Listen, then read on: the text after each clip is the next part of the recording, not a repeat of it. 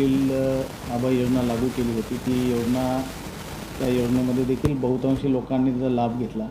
परंतु तरीसुद्धा जवळपास एक 150 कोटी रुपयाचा कर जे आहे त्याची वसुली जी आहे ती मार्च महिन्यात होणे अपेक्षित आहे.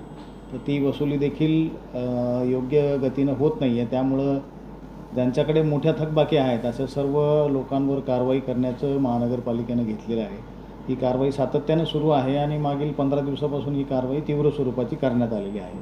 साधारणतः या कारवाईमध्ये जवळपास प्रत्येक प्रभागामध्ये एक 150 ते 200 मालमत्ता या सील करण्यात आलेल्या आहे. ते विविध प्रकारे त्याच्यावर दंडात्मक कारवाई देखील करण्यात आलेली आहे आणि ज्या लोकांनी आमच्याकडे टॅक्स भरण्याची तयारी दाखवलेली आहे अशा व्यक्तींना आम्ही रिलीफ पण दिलेला आहे. काही लोकांनी हप्ते पाडून याच्यामध्ये टॅक्स भरण्याची विनंती केलेली आहे. त्या अडचणी देखील आम्ही ग्राह्य केलेल्या आहे. परंतु काही लोकांची अशी वृत्ती आहे की कुठल्याही परिस्थितीत आम्ही टॅक्स भरणारच नाही. मग अशा वेळेस तशा मालमत्ता सील करण्याशिवाय आम्हाला पर्याय राहत नाही.